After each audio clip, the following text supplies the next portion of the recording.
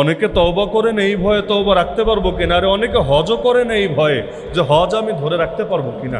আপনি চিন্তা করেন, বাংলাদেশে টাকাওয়ালা মানুষের সংখ্যা কিন্তু একদম কম না, কিন্তু এই বছর ৮০,০০০ মানুষও হজে যায় নাই পুরো বাংলাদেশ থেকে।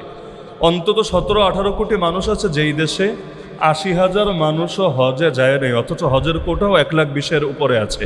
আগে একটা সময় এমন হতো, কোঠা পূরণ হয়ে যেত, তাও হাজিরা সিরিয়ালে থাকতো, তাদেরকে পরের বছরের জন্য সিরিয়াল দিতে হতো।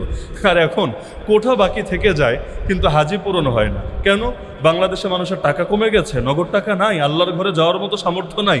আছে টাকা তো আছে, কিন্তু দিলের মধ্যে ঝামেলা দেখা দিয়েছে। এমনকি একটা সময় তো এমন ছিল, আল্লাহ মাফ করুক, মুরব্বী মানুষ ছাড়া হজে খুব কম লোকই দেখা যেত আমাদের এই অঞ্চলগুলো থেকে। আরব বিশ্বের প্রচলন আলাদা, ইউরোপ আমেরিকার প্রচলন আলাদা, কিন্তু আমাদের এই বাংলাদেশ, ভারত, পাকিস্তান এই জাতীয় এলাকা থেকে খালি মুরব্বী আর মুরব্বী, এদেরকে হজে দেখা যেত। এখনও মুরব্বীদের সংখ্যাটা তুলনামূলক বেশি। এমনকি এমন মুরব্বীদেরকে আমরা পেয়েছি যারা কিছু চেনে না, কিছু বোঝে না, মোবাইল দূরের কথা, স্মার্টফোন দূরের কথা, একটা রুমের নাম্বার কত, লিফটে কিভাবে উঠতে হয়, কিভাবে নামতে হয়, কিভাবে এক জায়গা থেকে আরেক জায়গায় যেতে হয়, কিছু বোঝে না। তো সন্তানরা ছেড়ে দিয়েছে, যাও বাবা হজ করে আসো, যাও মা হজ করে আসো। এদেরকে নিয়ে কাফেলা সবাইকে পেরেশানিতে থাকতে হয়, এই হারায়া যায়, এই নিখোঁজ হয়ে যায়, ধরে ধরে তাদেরকে এভাবে রেখে দিতে হয়। তাহলে একটা সময় মানুষের মানসিকতা এমন ছিল, বুড়া না হলে হজে যাওয়া যাবে না। কেন? অনেকে ভয় পেত, হজ করে হজ ধরে রাখতে পারবো তো, ওই তওবা করেন এই ভয়ে যে তওবা ধরে রাখতে পারবো কিনা। একইভাবে হজ করেন এই ভয়ে হজ ধরে রাখতে পারবো কিনা, কারণ হজ থেকে ফেরার পর আমাকে তো হাসান বসরি হয়ে যেতে হবে। তো এখনও তো যৌবনকাল বাকি আছে, জীবনে বহুত কিছু এনজয় করার আছে, থাক বুড়া হওয়ার পরে যাই, যখন জীবনে আর নতুন করে কোনো কিছু চাহিদা থাকবে না, ওই সময় এসে আমি একেবারে জামানার আবু হানিফা, জামানার বুখারী, জামানার হাসান বসরি হয়ে যাব। এই জাতীয় চিন্তা অনেকের ভেতরে থাকতো এবং দিন শেষে দেখা যেত অপেক্ষায় থেকে থেকে হজ না করেই কবরে চলে যেত। এজন্য আল্লাহ রাব্বুল আলামিন বলেন, যারা একবার দুবার তওবা করে তারা না, যারা বারবার তওবা করে আল্লাহ তাদেরকে ভালোবাসেন। কারণ বান্দার ভুল হবেই হবে, যতবার ভুল হবে ততবার ফিরে আসবে আল্লাহর কাছে। তওবা মানেই হলো ফিরে আসা। তওবা মানে আস্তাগফিরুল্লাহ বলে না, তওবা অর্থই হলো ফিরে আসা। যেই বান্দা আল্লাহর থেকে দূরে সরে গিয়েছে, যখনই সরবে, যতবার সরবে, বারবার ফিরে আসবে। বাপমার কাছে মাফ চান কয়বার? এমন না যে সারা জীবনেরটা জমায় একবারে মাফ চেয়ে নিব, না, বরঞ্চ যখনই ভুল হয়, আপনার যদি কমন সেন্স থাকে, আপনি চেষ্টা করেন তখনই মাফ চেয়ে নিতে, জমিয়ে না রাখতে। তা আল্লাহর সামনেও ভুল হবে যতবার, বান্দার তওবাও হবে ততবার। বান্দা ইচ্ছা থাকবে না এটা যে আমি তওবা ভাঙবো, কিন্তু বান্দা হিসাবে তওবা ভাঙতেই পারে, অর্থাৎ তওবা যেটা থেকে করেছে ওই পাপ হতেই পারে, কিন্তু এজন্য তওবা আটকে রাখা যাবে না। যেমন গিবত হয় না আমাদের, কোন লোকটা বলতে পারবে আমি বুঝ হওয়ার পর থেকে জীবনে গিবত করি নাই? একজন মানুষ আপনি আমাকে দেখেন যে বলতে পারবে আমি বুঝ হওয়ার পর থেকে জীবনে একবারও গিবত করি নাই। তাহলে এখন তওবা কি চিরকালের জন্য বাকি রাখবেন? না, যখনই গিবত হয় তওবা করেন। আল্লাহ রাসূল সাল্লাল্লাহু আলাইহি ওয়াসাল্লাম বলেন, আতবি'is সাইয়্যাতাল হাসানাতা তামহুহা, যখনই গুনাহ হবে, গুনার পরপরই কোনো নেক আমল করে ফেলবে, ওই নেক আমল গুনাহটাকে কেটে দিবে, একটার দ্বারা আরেকটার কাটাকাটি হয়ে যাবে। আল্লাহ রসুলকে প্রশ্ন করা হলো, ইয়া রাসূলুল্লাহ, তাহলে আমরা যদি লা ইলাহা ইল্লাল্লাহ বলি বা কোনো জিকির করি, এটার দ্বারাও কি আমাদের গুনাহ কাটবে? নবীজি বললেন, হ্যাঁ অবশ্যই, অনুসরণ করো, এর দ্বারাও তোমাদের গুনাহ কাটবে। তাহলে যারা বারবার তওবা করে আল্লাহ তাদেরকে ভালোবাসেন। এখন থেকে নিয়ত রাখবেন যে দিনে অন্তত 3টা টাইম তওবা করবেনই করবেন। নিয়ত করতে পারবেন তো ইনশাআল্লাহ? দিনে অন্তত 3 টাইম, বেশি পারলে তো আলহামদুলিল্লাহ, নবীজির মতো 100 বার করলে আরও আলহামদুলিল্লাহ। তো 3টা টাইম অন্তত তওবা করবেনই করবেন। আর তওবা মানে খালি আস্তাগফিরুল্লাহ বলা না, তওবা মানে অন্তরে লজ্জিত হওয়া, যে পাপ করেছেন এ ব্যাপারে লজ্জিত হওয়া, আর আল্লাহকে বলা, আল্লাহ যা হয়েছে ভুল হয়েছে, আগামীতে আর হবে না ইনশাআল্লাহ। বাস এই 3 জিনিসের নাম তওবা। 1 নম্বরে লজ্জিত হওয়া, 2 নম্বরে অতীতে যেটা করেছেন আপনি এটার ব্যাপারে আল্লাহর কাছে ক্ষমা প্রার্থনা করা, আর আগামীতে করবেন না এ ব্যাপারে আল্লাহ রাব্বুল আলামিনের সঙ্গে প্রতিজ্ঞাবদ্ধ হওয়া আর তার সাহায্য চাওয়া। বাস এটার নামই তওবা। এখন মুখ দিয়ে যদি কেউ আস্তাগফিরুল্লাহ বলতে নাও পারে, তবুও তওবা আটকে থাকবে না। যেমন কেউ যদি বোবা হয়, সে তো আস্তাগফিরুল্লাহ বলতে পারবে না, তার কি তওবার দরজা বন্ধ? না, তওবার দরজা বন্ধ না, বরঞ্চ সে যদি অন্তরে লজ্জিত হয়, অতীতে যেটা করেছে এটার ব্যাপারে মনে মনে ক্ষমা প্রার্থী হয়, আর আগামীতে করবে না এ ব্যাপারে আল্লাহর কাছে সাহায্য কামনা করে, ইনশাআল্লাহ এটাই তার তওবা বলে বিবেচিত হবে। তো দিনে অন্তত কয়টা টাইম তওবা করবেন? এক হলো সকালে দিনের শুরুতে, আর এক হলো সন্ধ্যাবেলা রাতের শুরুতে, দিনের শেষে, আর এক হলো ঘুমাতে যাওয়ার আগে।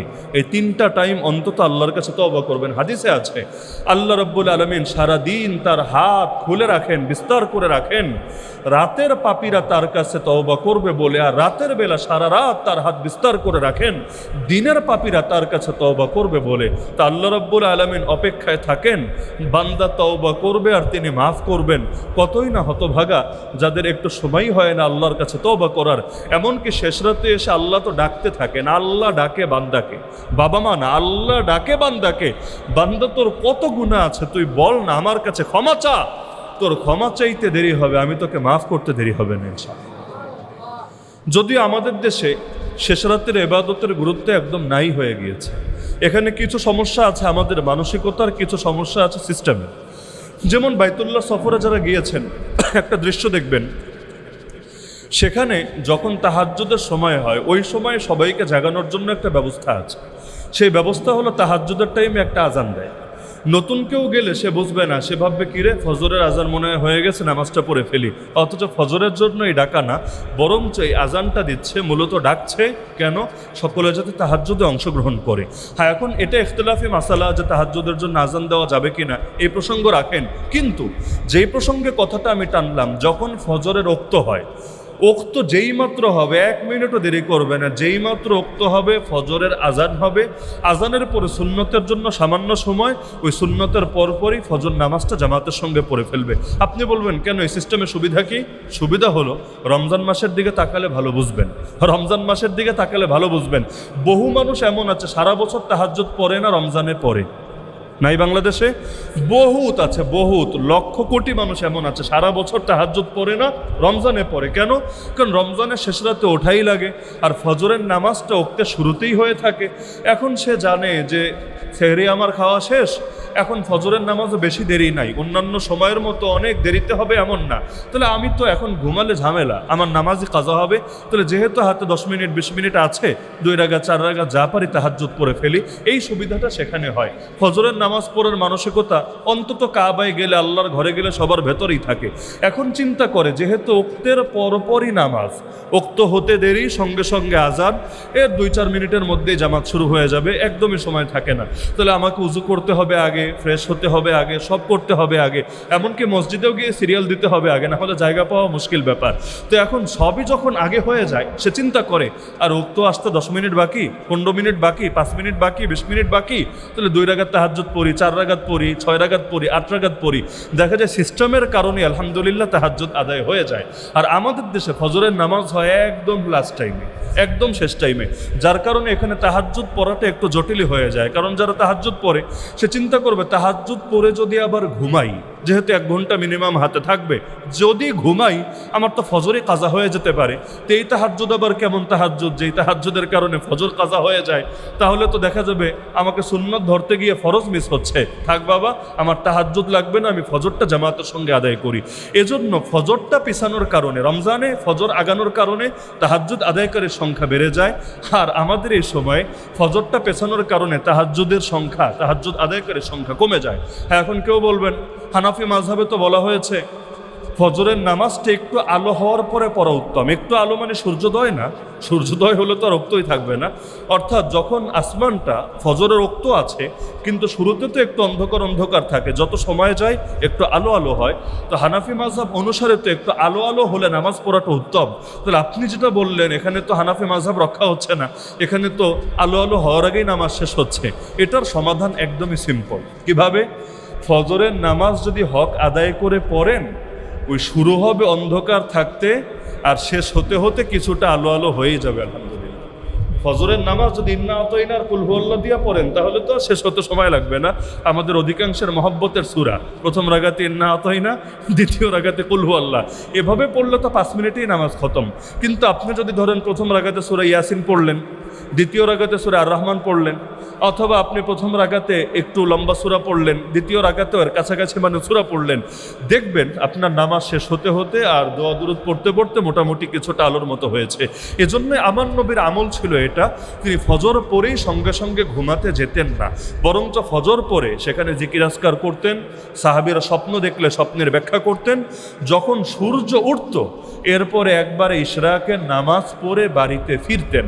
তাহলে ওইটা যদি সম্ভব হয় আলহামদুলিল্লাহ, যদি সম্ভব নাও হয়, যেহেতু এশার নামাজের পরে দেরি করে ঘুমানোটা অনুত্তম, কিন্তু আমাদের দেশে এটা চাইলেও অনেক সময় সুযোগ থাকে না, ঘুম শুরুই হয় রাত 2টায়, 1টায়, 12টায়।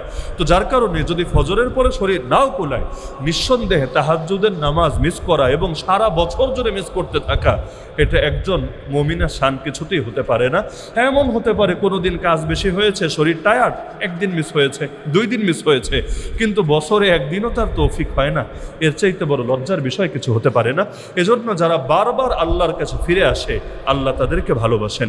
আল্লাহ বলেন ওয়া ইউহিব্বুল মুতাতাহহিরিন, যারা বেশি বেশি অধিক পরিমাণে তাহারাত অর্জন করে আল্লাহ তাদেরকে ভালোবাসেন। অধিক পরিমাণ তাহারাত মানে কি? কেউ যদি মদিনায় যান, কুবা মসজিদেও আশা করে গিয়েছেন, কুবা মসজিদ আল্লাহ রাসূল সাল্লাল্লাহু আলাইহি সাল্লাম ওই মদিনা সফরে হিজরতে গিয়ে সর্বপ্রথম যে মসজিদ নিজের হাতে নির্মাণ করেছেন, মসজিদে কুবা। এই কুবাবাসীর ব্যাপারে আল্লাহ এই আয়াত নাজিল করেছেন, ফীহি রিজালুন ইউহিব্বুনা আন ইয়াতাতাহহারু। এই এলাকায় এমন কিছু মানুষ আছে যারা বেশি অধিক পরিমাণ পবিত্র থাকতে ভালোবাসে। এই আয়াত নাজিল হওয়ার পর সবাই অবাক, কিরে এই কুবাবাসীর এমন কি আমল আছে যে এদের আমলের উপর খুশি হয়ে আল্লাহ দেখে আস্ত আয়াত নাজিল করে দিয়েছে। জিজ্ঞেস করা হলো তাদেরকে, কি ব্যাপার, তোমরা এমন কি আমল করো যে আল্লাহ বললেন তোমরা অধিক পরিমাণ পবিত্রতা অর্জনকারী, সাধারণ না, অধিক পরিমাণ পবিত্রতা অর্জনকারী। আর মানে কি? তারা জবাব দিল যে আমরা যখন বাথরুম করি ওই সময় আমরা ঢিলাও ব্যবহার করি, পানিও ব্যবহার করি, দুইটাই ব্যবহার করি। তাহলে আরবে তো এমনি ওই যুগে পানির সংকট ছিল, অনেক সময় দেখা যেত শুধু ঢিলা ব্যবহার করত, পানি ব্যবহার করতো না। তাহলে ওই যারা শুধু ঢিলা ব্যবহার করে আর যারা ঢিলার সঙ্গে পানিও ব্যবহার করে, তাহলে অধিক পবিত্রতা কারা অর্জন করছে? যারা দুইটাই করেছে। এজন্য আল্লাহ খুশি হয়ে তাদের ব্যাপারে আয়াত নাজিল করেছে। এটা বাংলাদেশে বুঝবেন না, কেউ যদি ইউরোপে যান অথবা চীনে যান অথবা এই জাতীয় দেশে যান, বুঝবেন 100-র মধ্যে 99.99% বাথরুমে পানি ব্যবহার করার সিস্টেমই নেই। আপনি করবেন কি করবেন না ওই আলাপ রাখেন, পানি আলাদা করে আপনি একে তো হাইকমেন্ট, কিন্তু সেখানে আপনি যে পানিটা ব্যবহার করবেন, পানি ব্যবহার করার কোনো সিস্টেমই নাই। 1 নম্বরই করেন আর 2 নম্বরই করেন। এই টিস্যুই হলো আপনার একমাত্র সম্বল, এটা দিয়ে আপনাকে কাজ চালাতে হবে। 2-1টা মুসলিম বাথরুম এমন পাওয়া যায়, ওই চীনে গিয়ে একটা মাত্র পেয়েছি পুরো সফরে, মুসলিম রেস্টুরেন্টের বাথরুম। পুরো সফরে একটা মাত্র বাথরুম পেয়েছি যেখানে আলহামদুলিল্লাহ আলহামদুলিল্লাহ পানি ব্যবহার করার ব্যবস্থা আছে।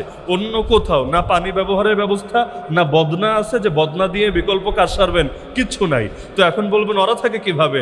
আলহামদুলিল্লাহ টিস্যু দিয়েই কাজ চালায় দেয়। এখন টিস্যু দিয়ে মশার পরেই ব্যাস এরা এদের স্বাভাবিক জীবনযাপন করতে থাকে। তাহলে এখন যারা 2টা ব্যবহার করে, যেমনটা আমাদের বাংলাদেশের মানুষরা আলহামদুলিল্লাহ করে থাকে, তাহলে আল্লাহ আয়াত নাজিল করে দিলেন যারা অধিক পবিত্র থাকতে চায় আল্লাহ রব্বুল আলামিন তাদেরকে ভালোবাসেন।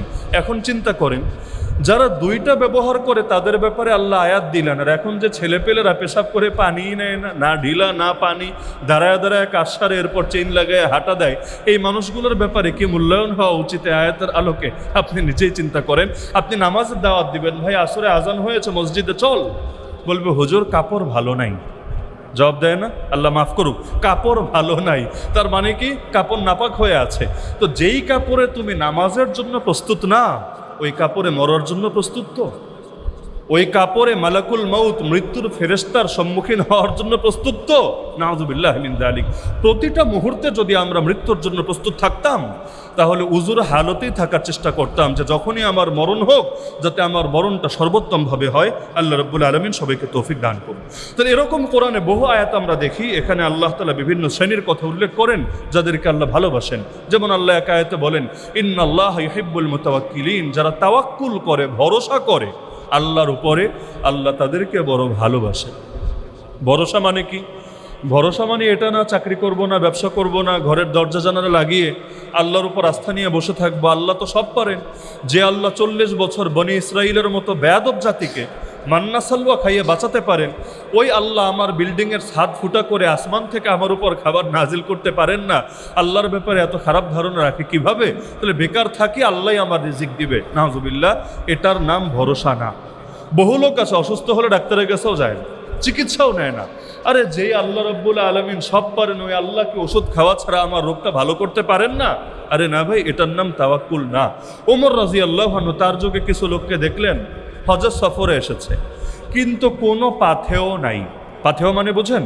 সফরে গেলে জাদে রাহ বলে উর্দুতে, সফরে গেলে মানুষের কিছু প্রস্তুতি নিয়ে যাওয়া লাগে।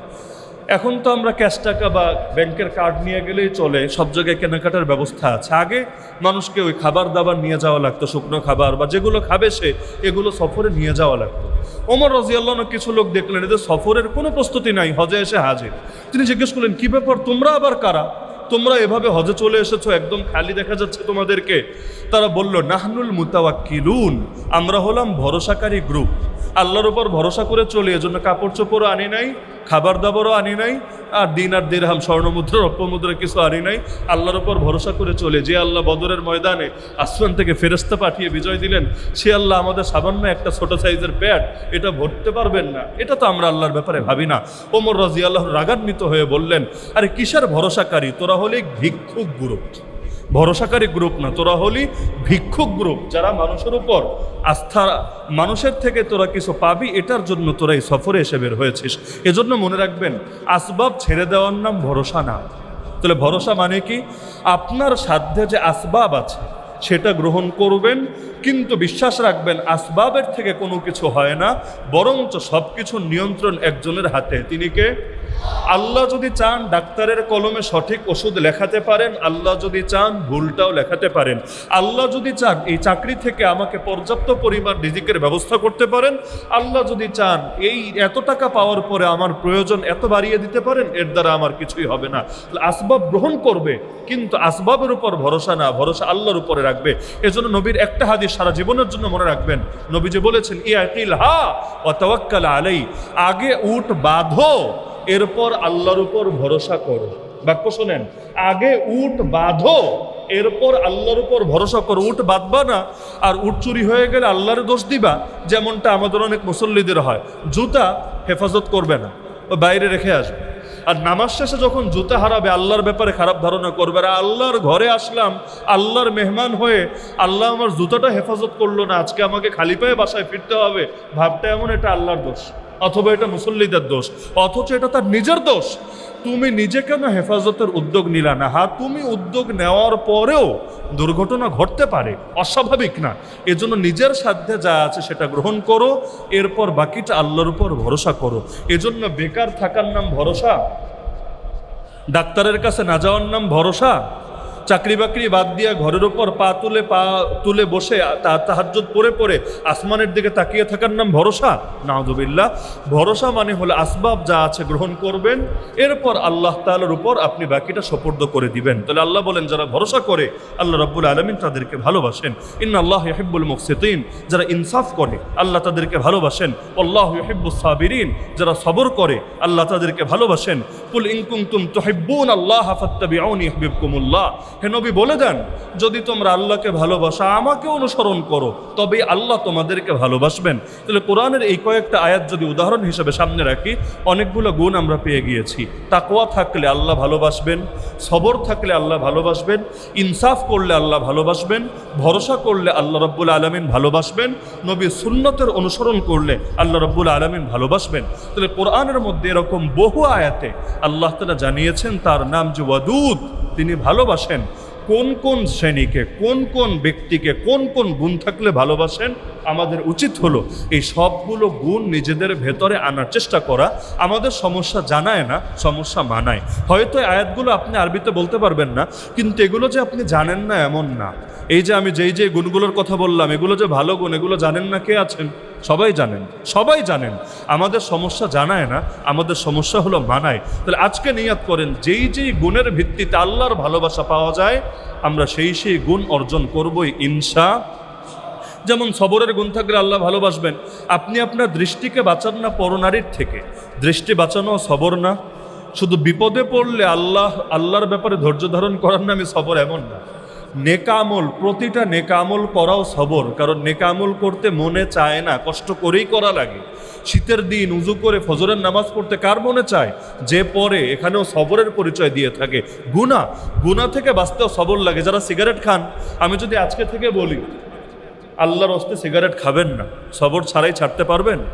এমন হাজি সাহেব আমরা দেখেছি, আল্লাহ মাফ করুক, হজটা শুধু শেষ করে মক্কায় এসেছে, এসেই প্রথম আমল আলহামদুলিল্লাহ নাউজুবিল্লাহ যেটা বলা নিজ দায়িত্বে বলে নিতে পারেন, একদম সিগারেট টেনে শুরু করেছে।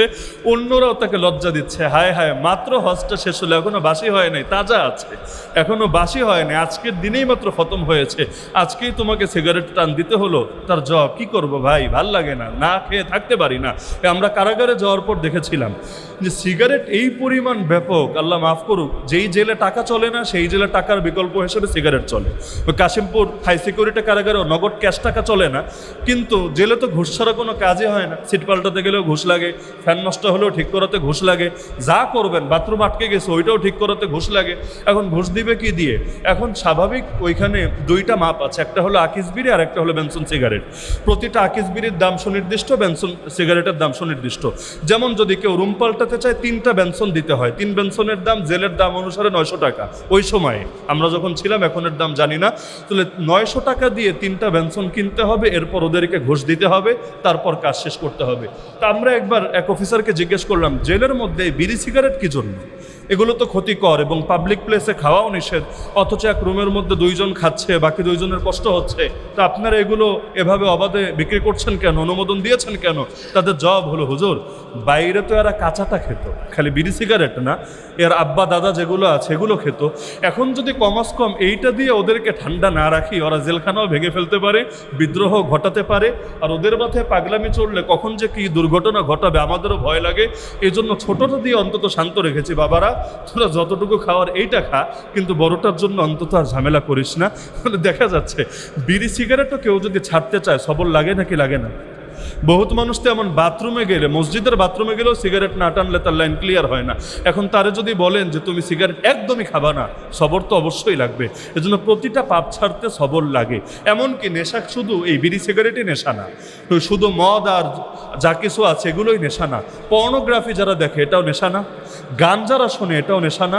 গানকে বলা হয় অন্তরের মদ। বহুত মানুষ এমন আছে গান না শুনলে তার ঘুমও আসে না, গান না শুনলে তার ভালোই লাগে না, এটা তালে তালে সে জিম করবে গান শুনবে, সে খাবার খাচ্ছে গান শুনবে, সে খেলবে গান শুনছে, এটা তার অন্তরের মদে পরিণত হয়েছে। তাহলে নেশা মানে শুধু মদ আর বাকি এগুলোই না, বরঞ্চ গানও নেশা, পর্নোগ্রাফিও নেশা, এমনকি খেলাধুলাও কারোর জন্য নেশা। কেউ যদি খেলায় এই পর্যায়ে লিপ্ত হয়, খেলা দেখায়, এমনভাবে তার সময় যাচ্ছে, নামাজের খবর নাই, কোনো কিছুর খবর নাই, বাবা ডাকে মা ডাকে, অসুস্থ মা পড়ে আছে, কোনো কিছুর খবর নাই, এমনকি এটাকে কেন্দ্র করে সে বাজি লাগায়, এমনকি এটাকে কেন্দ্র করে আত্মহত্যা করার রেকর্ড পর্যন্ত আছে। আপনিও যদি অভাবী হন আর কোনো মানুষ আপনাকে 1 লাখ টাকার একটা বান্ডিল দেয়, নিঃসন্দেহে তার প্রতি আপনার দিলে মহব্বত জাগবে, ভালোবাসা জাগবে, স্বাভাবিক ব্যাপার।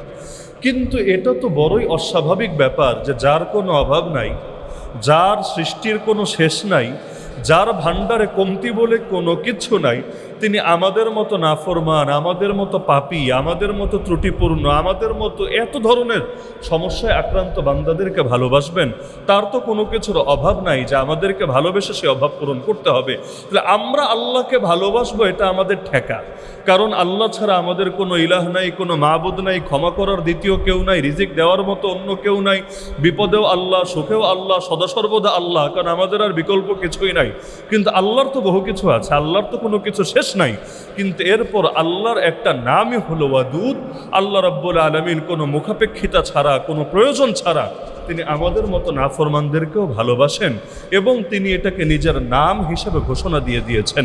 তাহলে প্রতিটা মানুষের তো এই ব্যাপারে চেষ্টা থাকা দরকার যে আল্লাহ রাব্বুল আলামিন যাদেরকে ভালোবাসেন আমিও তাদের অন্তর্ভুক্ত হব, কারণ একপাক্ষিক ভালোবাসার দাম নাই।